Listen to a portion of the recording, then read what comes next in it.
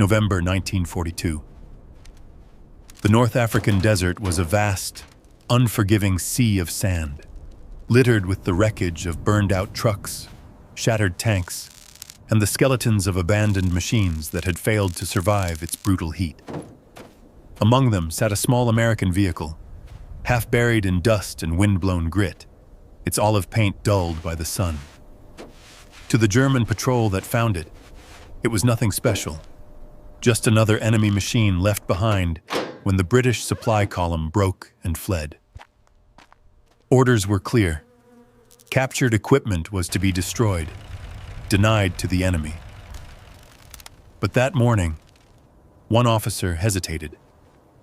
He squinted at the strange shape of the vehicle, the low stance, the curious, boxy lines that looked more toy than military transport, and said quietly, "Get our best mechanic." That mechanic was Feldwebel Karl Weber, a 36-year-old vehicle specialist with the Afrika Korps. Before the war, he had worked as an automotive engineer in Stuttgart, a man who knew machines the way others knew poetry. When he arrived, he brushed the sand from the hood and frowned at the small badge that read, Willys MB. To him, it was almost insulting. America, a nation of farmers and factory hands building a vehicle for war? Nonsense.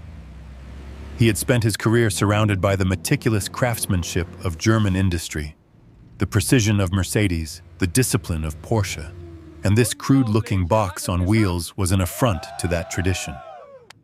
But as Weber's gloved hand pulled the latch and lifted the hood, the expression on his face began to change. The first thing he noticed was the wiring, color-coded, neatly bundled, with every connection clearly labeled. Next, the bolts. Every one of them standard size, interchangeable, designed for tools any soldier might carry. There were no special fittings, no complex components that required calibration or custom machining. It was, he realized, built with a kind of elegant simplicity that defied his expectations. His assistant, a young corporal from Munich, muttered under his breath, "American farmers built this? Impossible." Weber didn't answer. He ran his fingers along the valve cover, noting how accessible every major component was. Even the oil filter, so often buried in German designs, sat within easy reach. The radiator cap turned smoothly. The spark plugs were uniform, identical, replaceable in seconds. In 20 years of working on engines, he had never seen such a machine. One built not to impress engineers, but to serve soldiers. Still, pride fought to dismiss what his eyes were seeing. "It's crude," he said, almost to convince himself. "They value quantity over quality." Yet there was something about the precision hidden within the simplicity that unsettled him. He checked the dashboard and found a small metal plate stamped with clean, concise instructions. English words, numbers, torque settings, all laid out like a guide for anyone, even a novice. The idea was absurd to a German mind trained in specialization. Their own vehicles required experts to maintain, engineers with years of schooling. This was meant for a boy who had grown up fixing tractors in Iowa or Kansas. That afternoon, as the sun sank low, Weber reported to his commanding officer, a tall man with a monocle and an unwavering belief in German superiority. "Well?" the officer asked. "Can we use it?" Weber hesitated. "Yes, sir," he replied slowly. "But more than that, we can learn from it." The officer frowned. "Learn from Americans?" Weber said nothing. Instead, he requested permission to take it apart, to study every piece. The order was granted, mostly out of curiosity. After all, what harm could it do? For the next few hours, Weber and his team worked methodically, removing panels, tracing wiring, testing the suspension. The more they examined, the more contradictions emerged. The engine was not powerful, barely 60 horsepower, but it started without complaint after sitting for days in the desert heat. The leaf springs, simple and unrefined, flexed with surprising resilience. The frame was thick, overbuilt, built to endure rather than to impress. "This thing is designed to be abused," Weber murmured. "They expect it to be overloaded, neglected, repaired by untrained hands. And it still works." One of his men laughed. "Then it's a miracle it runs at all." Weber didn't join the laughter. Instead, he found himself staring at the Jeep with a strange mixture of admiration and discomfort. Everything he had been taught about good engineering, efficiency, elegance, precision, seemed to crumble in the face of this stubborn little machine that simply refused to die. That night, as the desert wind moaned through the camp, Weber wrote a note in his journal. "We build for perfection. They build for survival." The following morning, he persuaded the officer to let him test drive it. The Jeep started with a cough and a growl, the kind of sound that made him smile despite himself. It rolled forward easily, steering light but firm, its low gears pulling it through sand where heavier German trucks bogged down. He accelerated toward a dune, expecting it to stall halfway, but the little machine climbed and crested it like a mountain goat. Behind him, the men laughed in disbelief. One shouted, "Try that with the Kübelwagen!" Weber didn't answer. He drove farther into the dunes, bouncing over ruts and rocks, feeling the suspension absorb punishment without complaint. When he finally stopped, he sat for a long time in silence, the engine idling steadily in the desert heat. He could feel the weight of a revelation pressing on him, the realization that this unassuming vehicle, built not for glory but for utility, embodied something his country's engineers had overlooked. Back at camp, as the officers gathered around, Weber dismounted and wiped the dust from his goggles. "Well?" one of them asked, half smirking. "What do you think of the American's toy?"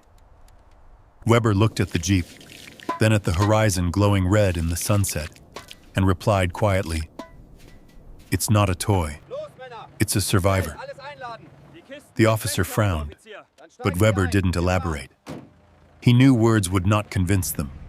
Only experience would. Yet somewhere deep inside, he sensed that this humble machine represented more than just clever design. It was a glimpse into an entirely different way of thinking, a way that valued practicality over perfection, accessibility over artistry, and in a war that was increasingly turning on production and logistics, not ideology or style, that difference could prove decisive.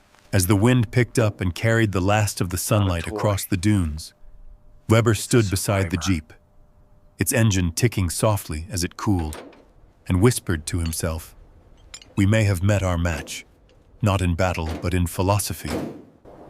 What he didn't know yet was that the real shock was still to come, because this so-called crude Jeep was about to do something no German vehicle dared attempt in the desert. The next morning, the Africa Corps mechanics gathered before dawn. The air was cool, the horizon painted in gray and gold. They had parked a Kübelwagen, the pride of German field design, beside the captured Jeep. To the officers watching, it seemed an unfair comparison. The Kübelwagen was lighter, more efficient, a masterpiece of engineering precision. The Jeep looked squat and inelegant, heavier by nearly half a ton. But when Weber started the American engine, its steady hum silenced their laughter. The test was simple. Cross a stretch of loose sand, where even the best German vehicles struggled. The Kübelwagen went first. Its rear wheels spun helplessly, digging trenches until the tires sank deep. Mechanics pushed, cursed, tried again, and failed. One lever. Then Weber climbed into the Jeep. He pressed the clutch, pulled a single lever beside the seat, four-wheel drive, and gave it throttle.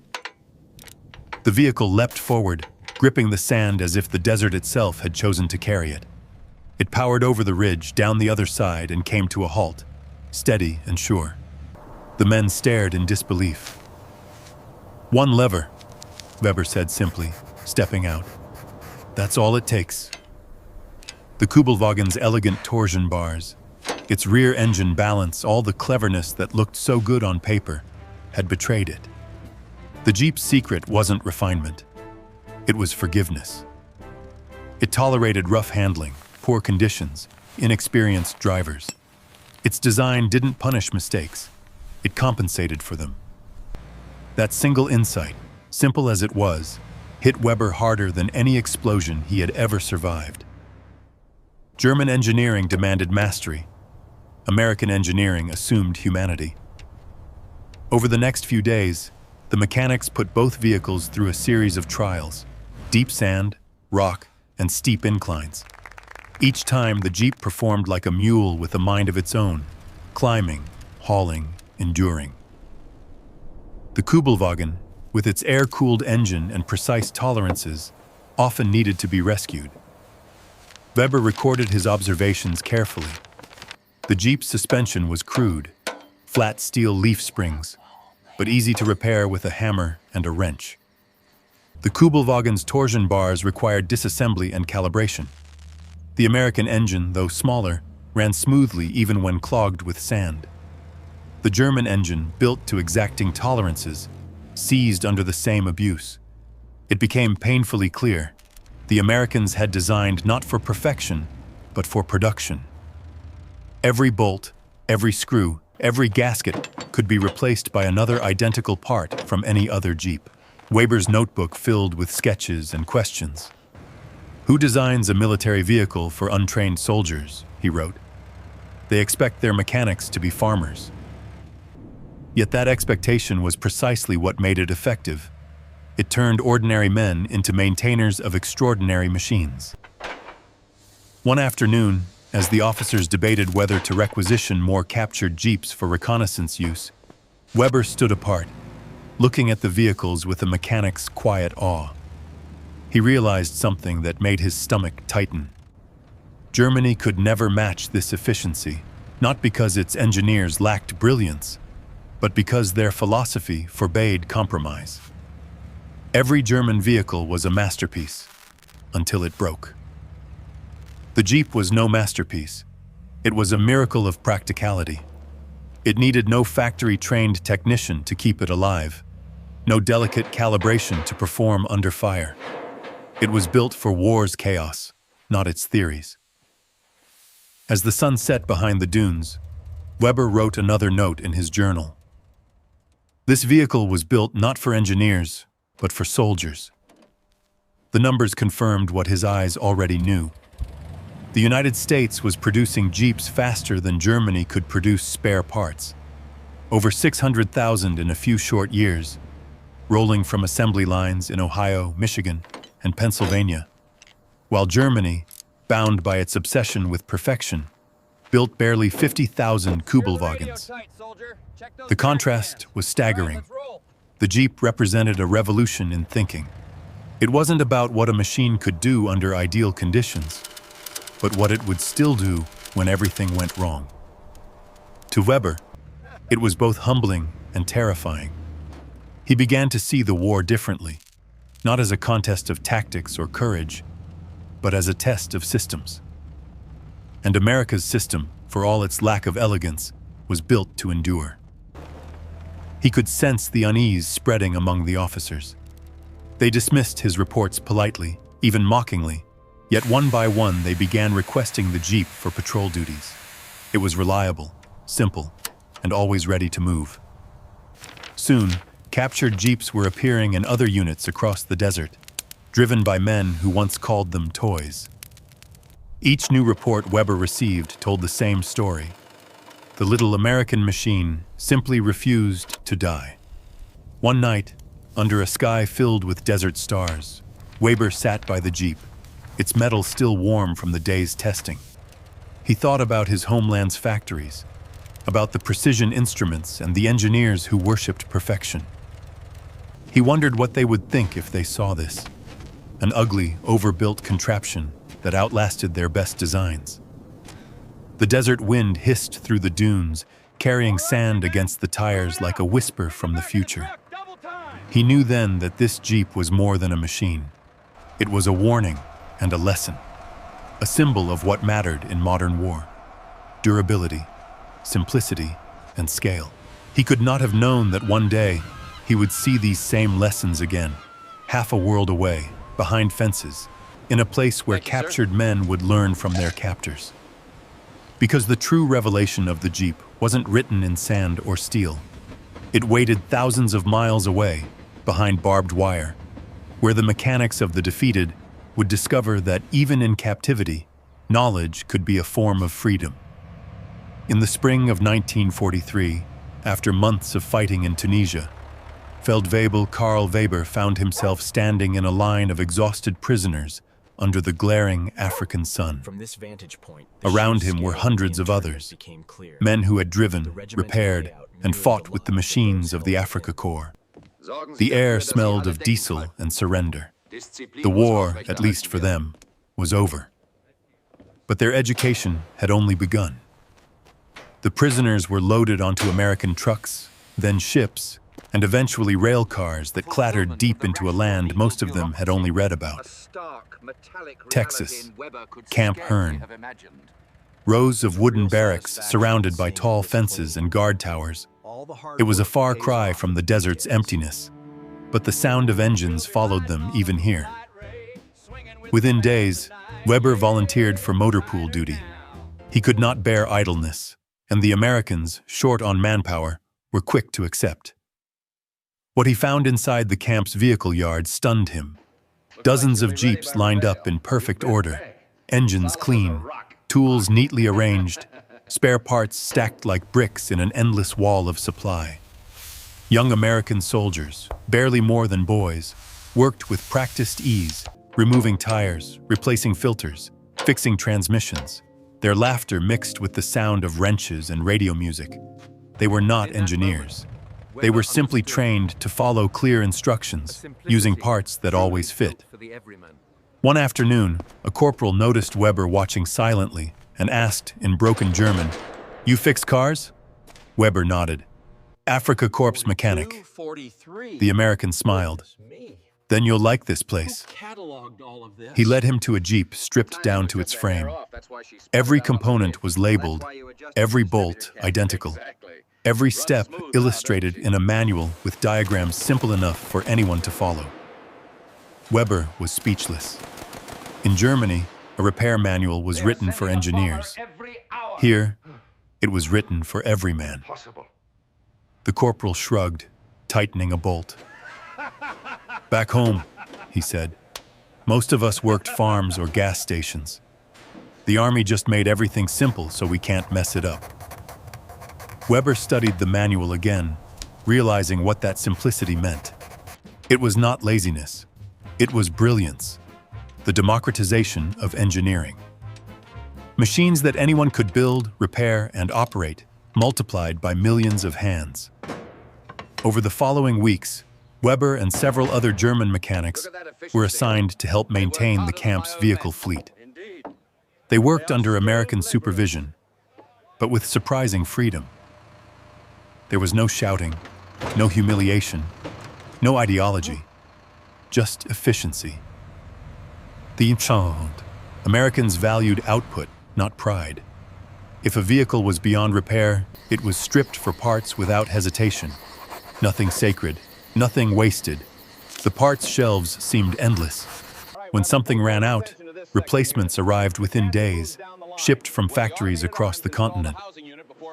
Weber couldn't comprehend such abundance. In the Afrika Korps, a missing part could immobilize a truck for weeks. Here, nothing stopped moving.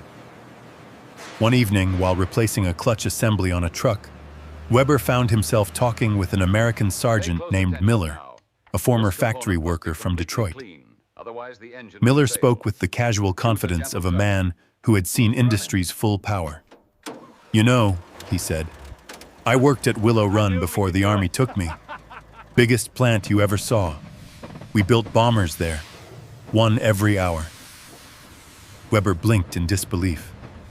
"A bomber, every hour." The standard model. Miller laughed. Nothing more, "Yeah, nothing less. thousands of guys doing one job each. You don't need to be an expert when the system is smart." Those words stuck with Weber. The system is smart. Not the individual, not the craftsman, but the system itself. It was a philosophy utterly foreign to him. German industry worshipped the artisan. American industry trusted the assembly line. Each approach revealed its strength and its weakness. And as the war ground on, Weber saw which one the future would favor. In Camp Hearn, time passed differently.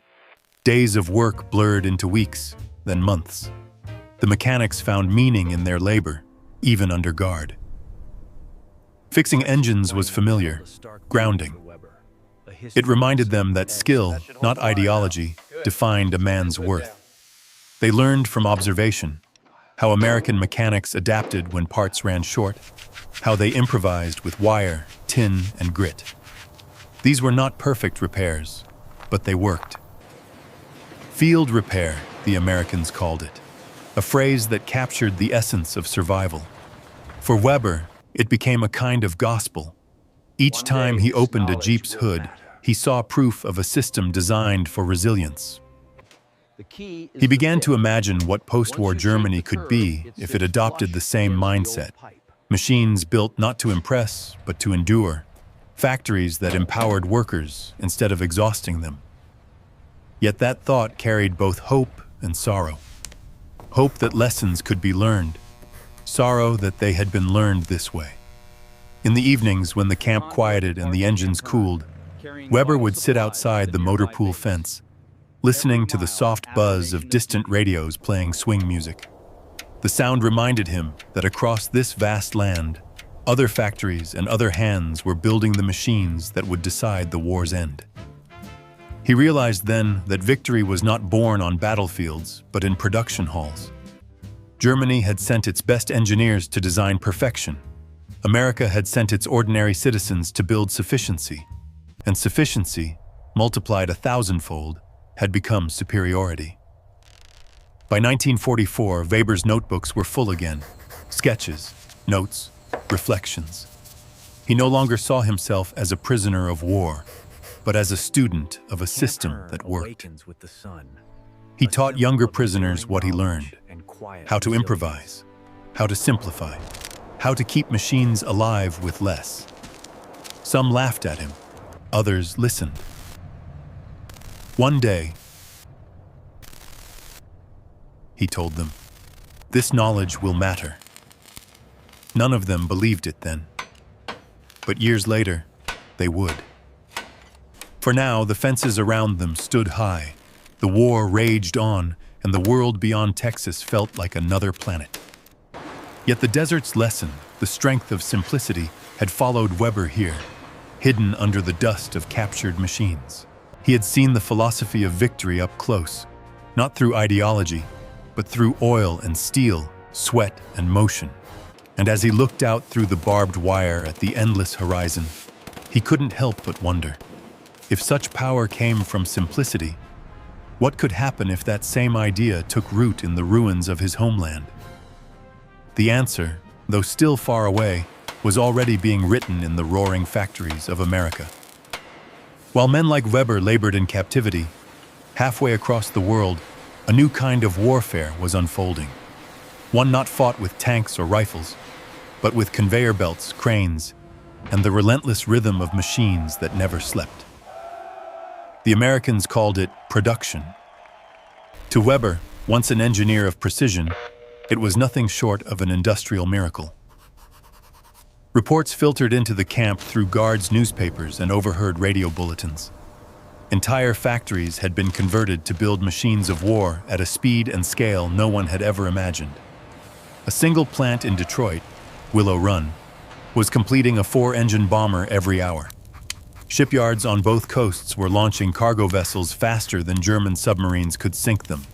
And in those same factories, the Jeep rolled off the assembly lines by the hundreds of thousands, identical in every bolt and bearing.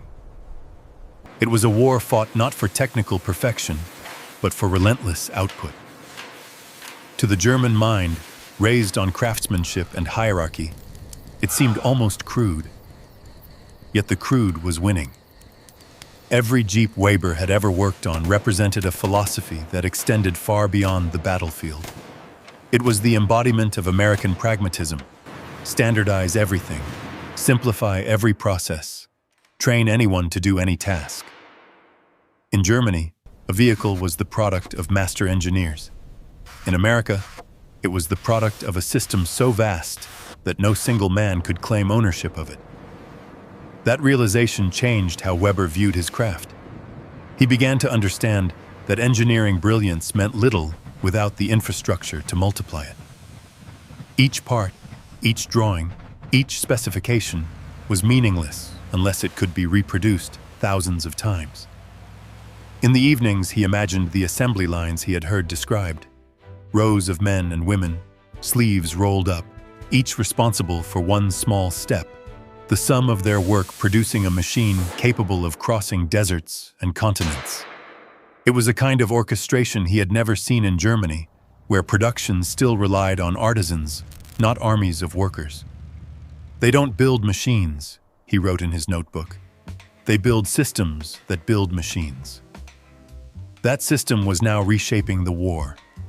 For every tank Germany sent into battle, America produced 5. For every truck lost to mud or shellfire, a replacement was already en route from a shipyard or port. Logistics, once an afterthought, had become America's invisible army. The Jeep, humble and unassuming, was its standard bearer. Its common parts allowed supply chains to flow smoothly.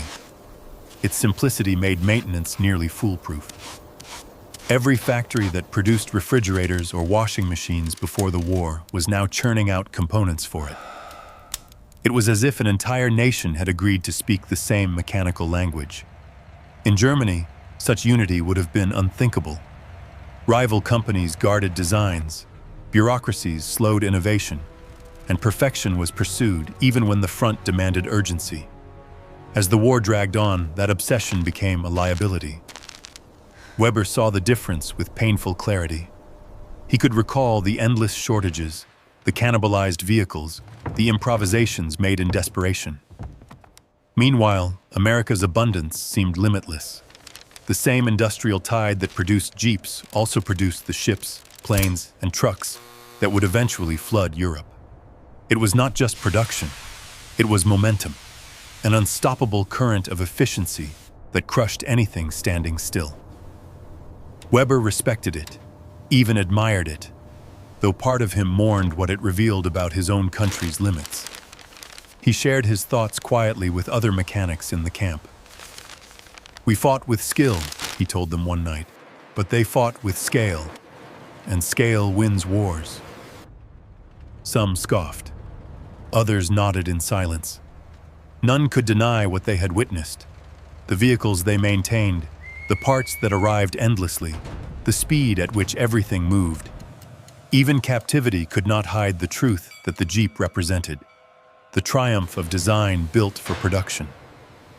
By late 1944, whispers of Germany's struggles reached the prisoners. Cities bombed, fuel dwindling, factories shattered. The contrast was cruel. Across the ocean, assembly lines still thundered, the tempo unbroken. Weber realized then that America had turned the art of manufacturing into a weapon more decisive than any gun. When the guards mentioned that the Allies were preparing for a massive invasion in France, Weber knew instinctively how it would end. A nation capable of building a bomber every hour could build victory itself.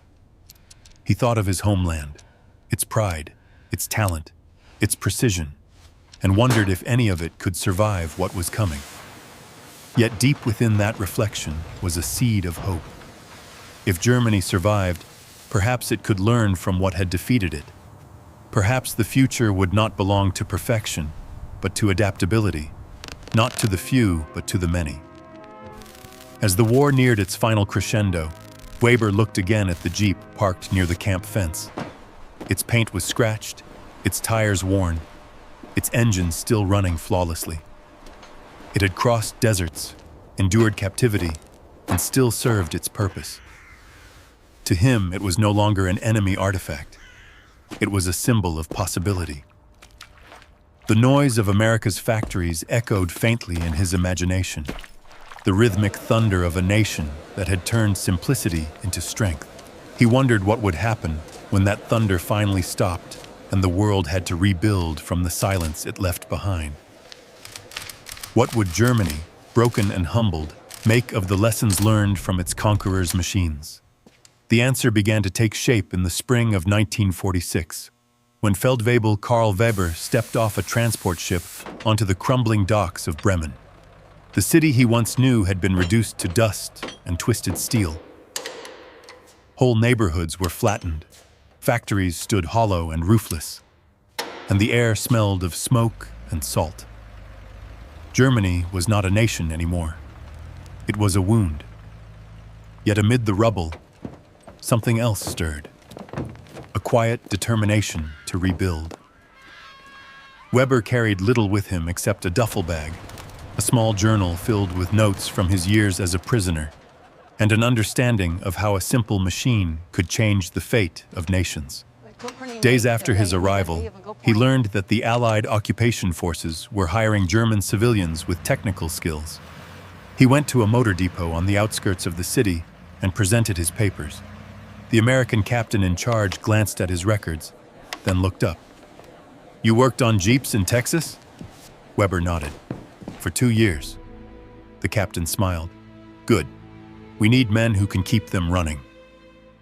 And just like that, the former Afrika Korps mechanic found himself working for the very army he had once fought. In the motor pool, he trained young Germans, many barely out of their teens, to repair the vehicles that now carried food, medicine, and construction materials through the ruined streets. It was strange at first, this reversal of loyalties. But over time, the rhythm of work replaced the discomfort. The Jeeps he serviced now hauled bricks instead of soldiers, supplies instead of ammunition. Machines that had once symbolized defeat were now tools of recovery. And in that transformation, Weber saw something deeply human: the ability to turn an instrument of war into an instrument of renewal. He noticed how the American officers approached logistics with the same practicality that had impressed him years earlier. Nothing was overcomplicated. Parts were standardized, manuals were clear, repairs were quick. The goal was not perfection, it was progress. This philosophy began to seep into Weber's own teaching. He told his apprentices, "Do not build for pride, build for purpose." The line became his quiet creed. Germany, under occupation, had little room for grand engineering dreams. What it needed was reliability, vehicles that could work on limited fuel, machinery that could be built quickly, homes that could be repaired with local materials. For men like Weber, this was no longer theory, it was survival.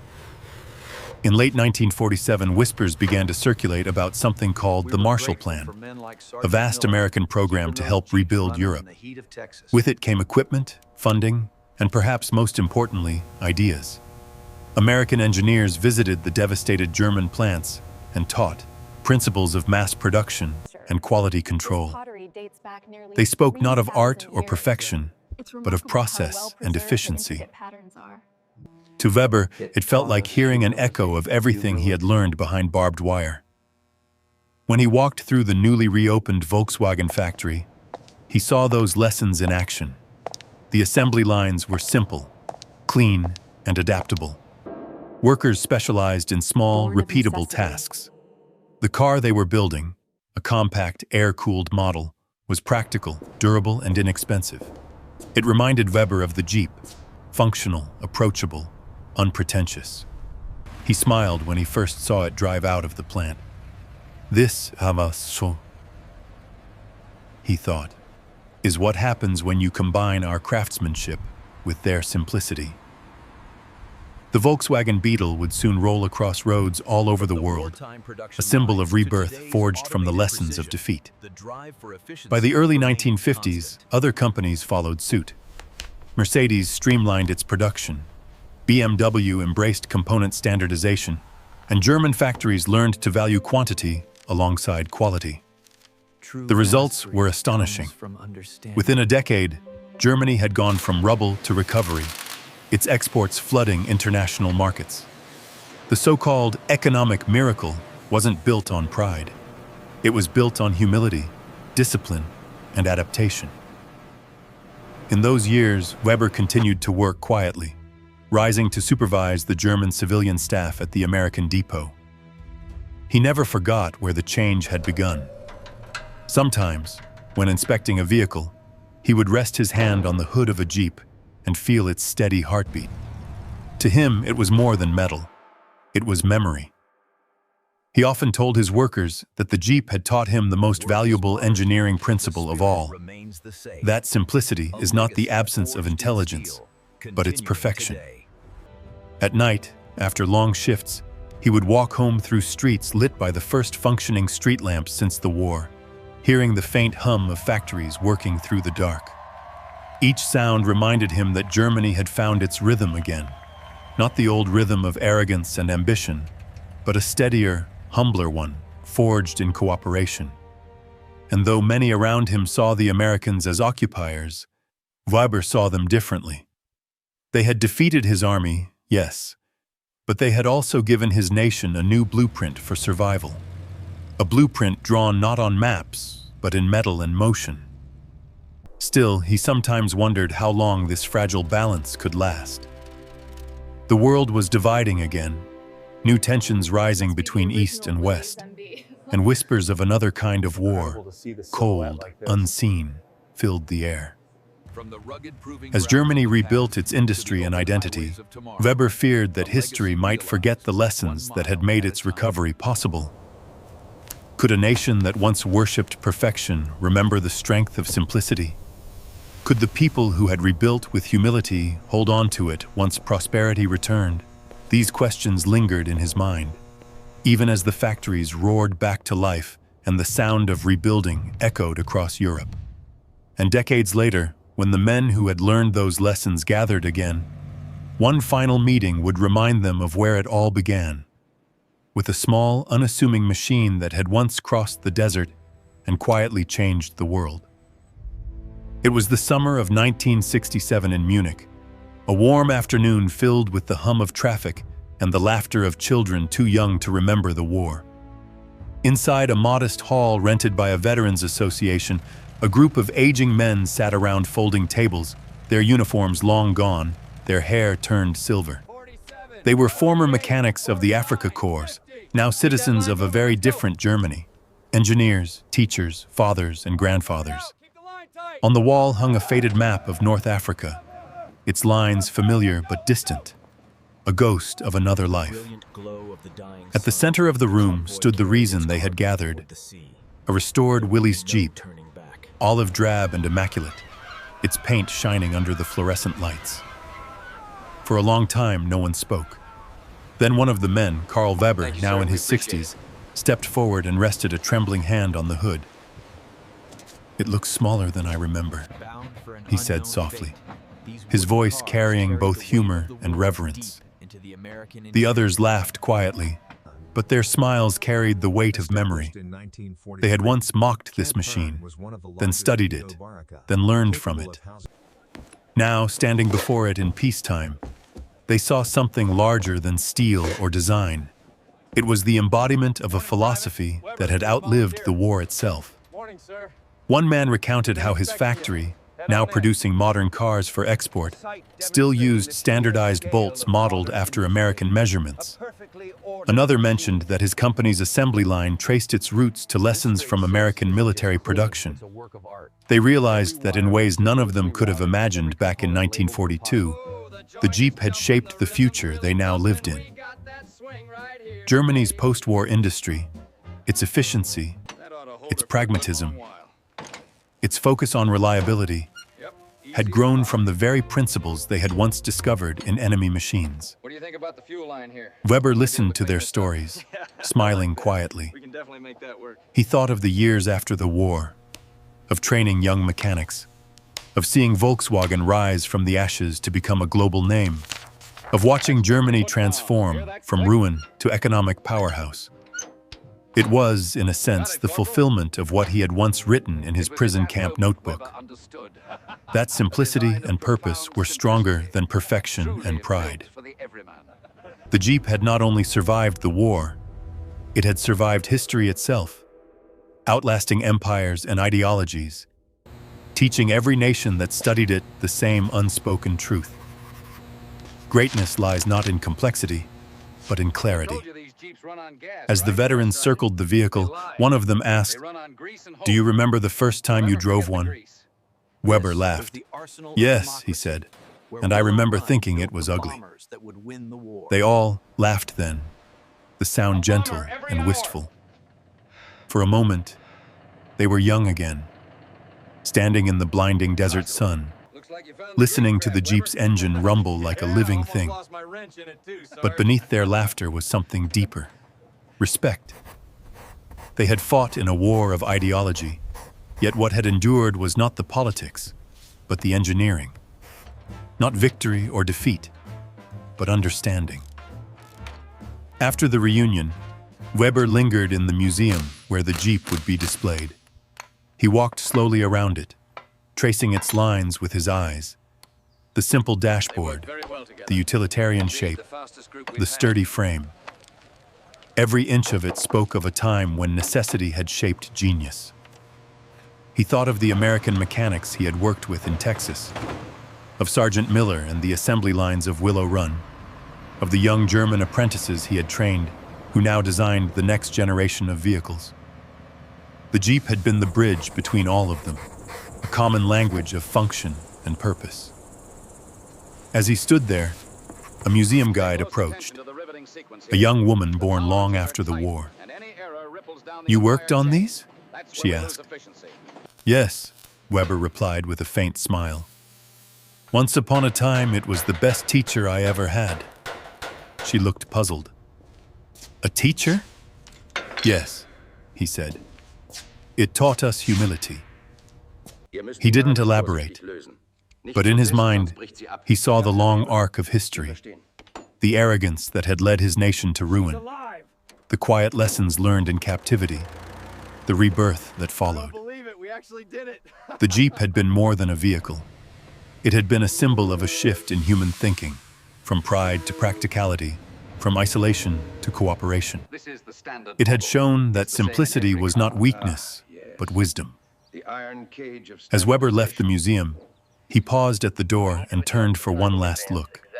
The Jeep sat under soft lights, silent but not still, as if waiting for another generation to ask the same questions he once had. Outside, the streets of modern Germany buzzed with cars and buses, all products of the industrial harmony born from those lessons. He realized then that the machine which once represented defeat had, in a strange way, become part of his country's redemption.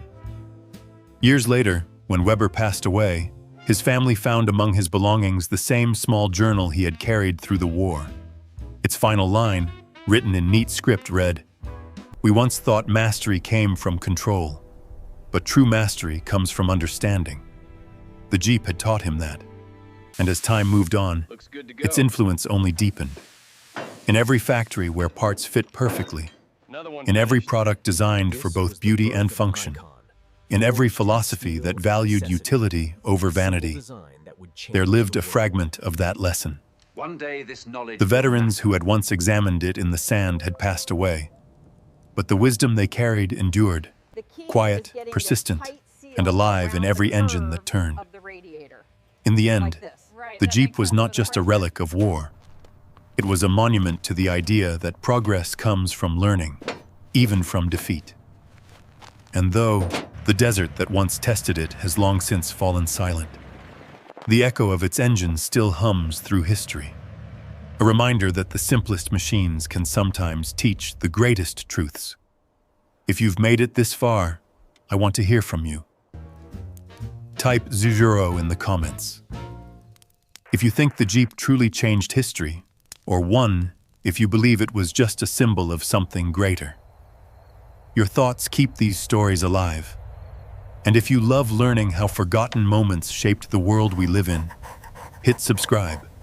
Because in the next story, we'll uncover another secret history you were never taught in school.